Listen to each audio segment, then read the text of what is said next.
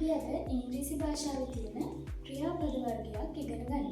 අපි ඉංග්‍රීසි භාෂාවේදී ක්‍රියාපද වලට කියනවා verbs කියලා. අපි දන්නවා dance, run, read ඔය වගේ ක්‍රියාපද අපි පාවිච්චි කරනවා.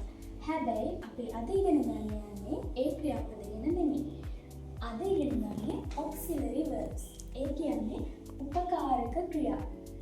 උපකාරක ක්‍රියාපද කියද්දී අපිට තේරෙනවා මේ ක්‍රියාපද පාවිච්චි කරන්නේ verb එකට උපකාර කරන ක්‍රියාපද. මාන්නේ පාවිච්චි කරන ක්‍රියාපද නම් අපිට කරලා පෙන්වන්න පුළුවන්. අපි දැන් උදාහරණයක් විදිහට dance කියන ක්‍රියාපදය ගත්තොත් අපිට නටලා පෙන්වන්න පුළුවන්. හැබැයි auxiliary verbs කියලා කියන්නේ සිදු කර පෙන්විය නොහැකි ක්‍රියාපද.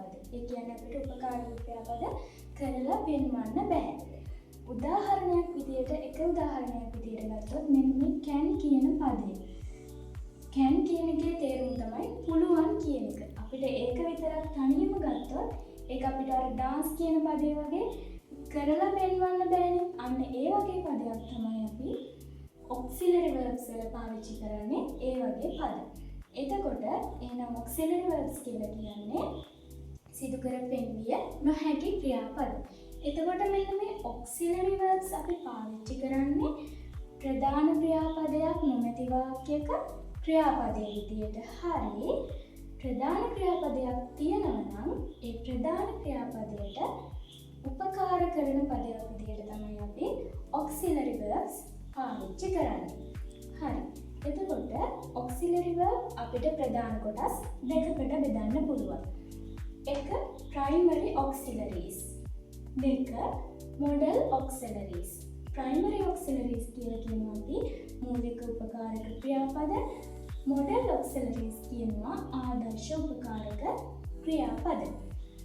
primary auxiliaries යටතේ අපිට මෙන්න මේ පද පාවිච්චි කරන්න පුළුවන්. be, do, have. modal auxiliaries යටතේ can, could, may, might, will, would, shall, should, ought to, must, need, dare, used to කියන පද අපිට පාවිච්චි කරන්න පුළුවන්.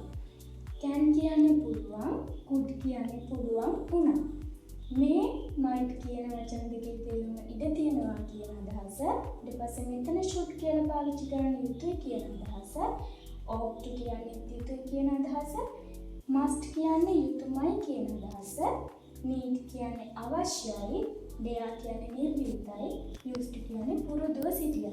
මෙන්න මේ වගේ පද තමයි අපි auxiliary verbs කියලා කියන්නේ. ඒ කියන්නේ මේ වගේ පදවල අර ප්‍රධාන ක්‍රියාපදයක වගේ කරලා පෙන්වන්න පුළුවන් අදහසක් එන්නේ නැහැ මේ ක්‍රියාපද අපි පාවිච්චි කරන්නේ. හරි.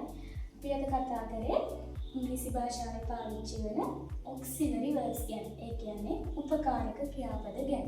උපකාරක ක්‍රියාපද කියලා අපි කිව්වේ සිදු කරලා පෙන්විය නොහැකි ක්‍රියාපද.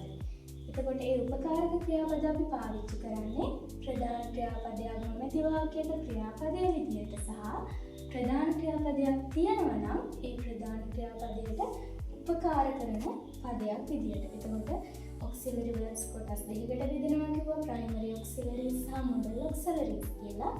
ඒ යටතේ තියෙන primary auxiliaries තමයි be, do, have කියන්නේ. modal auxiliaries තමයි can, could, may, might, will, would, shall, should, ought to, must, need, dare, used to කියන්නේ. අපි ඊළඟ ලෙසන් එකේදී මම ඔයාලට කියලා දෙන්නම් මේ වචන මේ පද ඒ කියන්නේ auxiliary verbs කොහොමද පාවිච්චි කරන්නේ ඒව වාක්‍යයක යෙදෙන්නේ කොහොමද කියලා.